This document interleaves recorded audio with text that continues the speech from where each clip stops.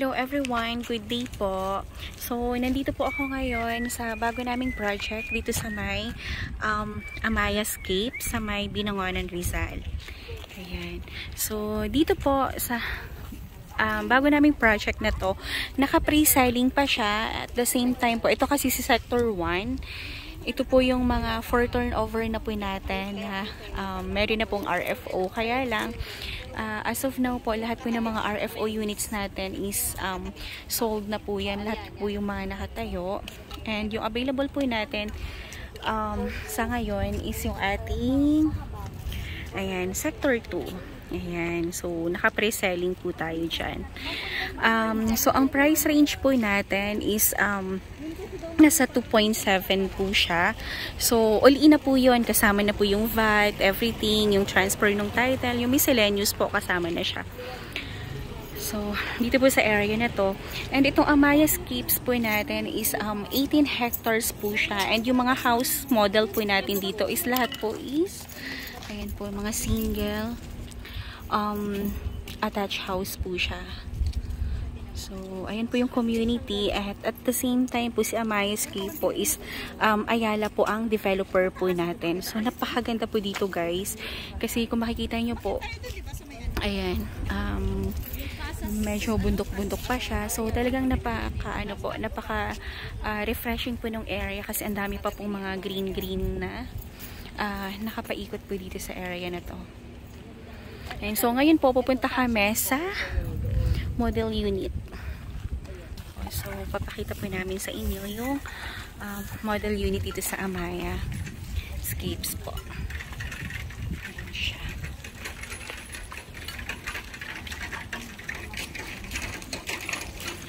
So, ang mga house po natin dito is single attached house. At the same time po, yung kanyang turnover po is parang bear type. Ayan. So, ito siya. Siya mismo. Dito ako para mapakita ko sa inyo yung house. So, ayun po, lahat po na nakikita nyo po is na yan. Mga sold na po siya. So, may mga owner na po yan. So, ang kinaganda dito, lahat po ng mga unit is single attached po. At the same time, meron pa po siyang partition sa side po. Halimbawa, inner unit po kayo. So, ayan siya. Meron siyang 1 parking space po sa gilid natin. Kasi dito po, para ang higpit po na nila na bawal mag-park sa kali. So, kailangan talaga gamitin mo yung parking space mo.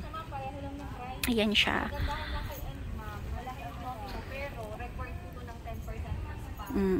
So, ayun po. Kapag corner lot ka naman, napakaganda kasi. Ayan. So, malaki yung space mo pa sa gilid. Unlike po kapag inner naman, okay pa rin naman. Maganda pa rin naman si inner kasi tingnan nyo po, may space pa rin talaga siya paikot. Ayan siya. So, pwede ka mag-extend, pwede ka maglagay ng parking, ayan, pwede ka magpabakod. So, napakaganda niya guys. And napakahangin po dito sa area na to. And malamig siya. Ayan siya guys. So, ganyan po yung community niya. Alam niyo po ba, ang lapit din po na ito sa Manila. Kasi, at saka ang dami-dami po nag-work dito sa Ortigas, Makati, na dito po nakatira sa area na to. Ito po is nasa barangay Tatala po siya. Ayan siya. So, napakalapit niya lang. So, from here po siguro 1 hour. Taga dito din ako sa Binangonan, pero dun lang ako sa una-unahan po ng bungad lang ng Binangonan. Ito po sa unahan pa siya. So, ayan. Maganda siya actually kasi una-una ang developer po is Ayala. Kaya nakakatuwa na may development. At saka dito pag binanggit mo na yung Amayascapes, parang kumbaga lutong-luto na siya kasi kilalang-kilala naman na po yung Ayala na developer na talagang standard and quality yung kanilang pag-develop. Ito po, ang turnover po ng house natin is wala siyang room partition. And then, wala rin pong tiles yung floor po natin. At saka, basta bare siya, pero kasi ang kinaganda naman kasi ng bare, lalo na po kapag ganyan. Pero kung ano yung itsura niya sa labas, yan na po yung ating turnover po ng unit. Ang kinaganda kasi ng Bearlike yung sa tiles po natin, nakakapili tayo ng gusto natin na tiles para sa flooring natin. Kasi minsan 'di ba po, meron tayong unit na pag turnover may mga tiles na pinapatanggal din natin siya kasi hindi din po natin gusto. So ito, ang ginawa po ni Ayala para kumbaga hindi na kayo mag-waste ng money and waste ng kumbaga time din. Binary na lang niya para kayo na po yung bahalang magpaganda talaga sa unit kapag once turn over na po sa inyo. So mamaya papasukin natin yung unit kasi marami pa pong tao sa loob, kaya ayan, hindi nyo siya ma-appreciate. Ito talaga maganda to kasi ang development kasi natin ngayon is Parizal na, more on Parizal na talaga. So sooner or later po talagang pagdating ng panahon ano na rin to, napakalapit. At the same time, alam niyo po ba ang starter price lang nito is 1.7. So ngayon po nasa 2.7 na siya. Kaya napakalaking advantage din talaga kapag nag-invest tayo ng pre-selling. So ito kasi sa sector 2 natin, naka-pre-selling pa yan. So ang turnover natin naman dyan sa sector 2 natin is 2 to 3 years po. So dyan sa area na yan dyan po ilalagay yung ating amenities, yung clubhouse, yung swimming pool, yung basketball court. Dyan po yan ilalagay sa area na to. Ayan. So yun yung magiging clubhouse area po natin. Ayan. So, ito nakikita nyo po, is part pa po yan ng Amaya. Napakalawak pa po ng i-develop ni Amaya Scapes kasi nasa 18 hectares po tayo. So, ngayon, papasukin na po natin para mapakita ko sa inyo yung kanyang turnover unit. Ayan. So, actually, ang lawak din po nung space na talaga sa sa gilid. So, ayan, papasok na po tayo para mapakita ko sa inyo yung turnover unit niya. So, kapag corner lot po tayo, ayan, so malaki talaga yung space niya sa gilid. So, parang pwede ka pang magtayo ng isa pang house kapag corner lot. So, alam natin kapag corner at saka end unit, may price difference talaga siya. So, yung 2.7 something natin is price for inner unit. So, ito siya. So, maluwag siya, no? Ayan siya, spacious po siya. Ayan. So, wala pa siyang tiles. So, kayo pa rin po magpapatiles talaga nito, guys. Pero maganda, malawak siya at saka high ceiling po. Ayan. So, ang ganda. Kasi hindi pa naman kasi. Ayan siya. So, ayan guys. Maano po siya, malawak po yung kanyang space. So, pwedeng-pwede na talaga to guys sa nagsisimulang pamilya. Ayan. So, dito, sa likod ng pinto, nandito po yung ating breaker po. So, nandyan siya, lahat. Ayan. And, ayan siya. So, naka-sliding window na din po tayo. And meron siya ditong maliit na sink.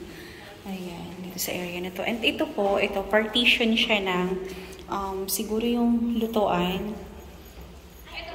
Ayan siya. And dito siguro yung refrigerator kasi ayan, nandyan po yung outlet niya. Ayan siya. Ayan yung maliit na sink. At saka nandito po siguro yung ating ano ba to? Dining area.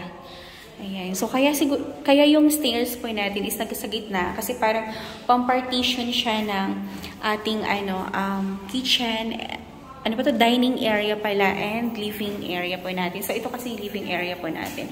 So, guys, pag naayos to and na-interior na siya, sobrang ganda na po nito. Ayan siya. And ito po yung ating, toilet and bath po dito sa baba. So, actually, malawak din and very spacious din po yung ating toilet and bath po. And yung dito, ayan. So, may pinto po dito, ayan. Connect po siya dun sa labas. So, kung gusto nating alisin yung sink dito sa loob, ayan. So, pwede din po dito ilagay natin sa labas para mas spacious po siya. Ayan po. So, actually, ang ganda po nito. Kumbaga parang nakaplan yung pag-design ng bahay na to. At the same time, knowing Ayala. Grabe, napaka-pulido po ni Ayala gumawa. And kumbaga napaka-trusted kasi napaka-trusted developer po niya. So napakaganda po nung kanyang gawa. Ayan. So si Ayala, para lahat po maka-afford, gumawa siya ng affordable na bahay para lahat ng mga Filipino ay maka-afford and mabigyan po ng disente at magandang tahanan. So, ayan, akit po tayo. Yung stairs po, wala lang siyang harang sa gilid. So, siguro kayo na lang po magpapalagay nung hawakan para safe po yung ating hagdan po. Ayan siya. And ito na po yung ating second floor. Ayan. So, second floor po natin. Ayan. So, wala rin po siyang room partition. So, siguro, ano to, for 2 bedroom siya. So, kung 2 bedrooms, malawak po yung kwarto po. Kasi pwede rin siyang gawing, hindi ko alam kung pwede siyang gawing 3 kasi hindi ako maalam sa ganun talaga. So, tingin ko mga 2 bedrooms para at least mas maluwag yung kikilusan. Ayan. Tapos, wala rin po siyang kisame. So, kayo na rin po yung magpapailagay ng kanyang kisame po. Pero, pag tinignan po talaga pulido yung gawa talaga ni Ayala. So, wala kang makikitang mga baku-baku sa kanyang, ano ba to? Dingding. Ayan. So, maganda kasi ang dami niyang window. So, yung sa ventilation po niya, napakaganda. Tapos, ang ano pa dito kasi napakahanhan nung area, mahangin. Nakaka-relax. Kasi tingnan mo, pag sumilip ka ng pinto, akala mo na sa probinsya ka na, pero nasa Binangonan, Rizal ka lang pala, day. So, napakaganda niya. Ayan po. Nakakatuwa. Tapos, meron na rin po itong abang ng aircon. So, hindi ka na po magpapabutas. Mahal din po magpabutas ng aircon. Ayan siya. Kasi yung may house kasi na iba na walang abang ng aircon. So, ito meron na. So, meron siyang 2 abang ng aircon. So, nakakatuwa. Ang ganda niya. At saka dito pala, pagdating sa construction natin, halimbawa meron kayong ipapagawa. Yung iba, ang ginagawa po nila, isahan na lang po yung pagpapagawa nila para one time lang po sila magbabayad ng construction bond. So, ang construction bond naman po natin dito is 10,500 po. So, yung 500 pesos, yun po yung non-refundable kasi admin fees. Yung 10,000 po, kapag wala naman po tayong na-violate, lahat naman po is nasunod, refundable naman po yun. Kaya yung iba, ginagawa nila, isahan na lang po yung pagpapa-renovate po nila. Like paglalagay ng tiles, paglalagay ng gate, ayan, pagpa-partition ng rooms, gano'n. So, as in, sulit na po ito At saka, meron ang sabi nila, kapag tinanong ka sa nakatira, and sinong developer mo, sabi mo lang si Ayala. So, di ba? Nakakasosyal. Charot. So, guys, ayan. Kung meron kayong questions or inquiry tungkol po dito sa property na to, sa house and lot na to, text or call nyo lang po ako sa aking cellphone number, 0917-123-9341 po. Yan din po yung aking Viber account and yung Facebook account ko naman po is Cory Villarimo Grino. Ayan. So, message na po kayo kung gusto niyo po magpa-schedule ng site viewing. Ayan. So, guys, napakalapit lang po nito, guys. Ayan. Dito na ako mag-exit sa kusina para mapakita ko sa inyo yung side kapag corner lot. Kasi nakakaaliw, nakakatuwa yung ayan, vacant lot niya. So, message lang po kayo guys kung meron kayong questions or inquiry para mabigay ko po sa inyo yung exact details and magpa-schedule na po kayo ng site viewing guys. Ayan. So, meron akong schedule ng site viewing from Monday to Sunday from 9 AM po until 5 PM. So, message na po kayo guys and thank you so much and God bless po. Have a nice day everyone. Bye-bye. Thank you.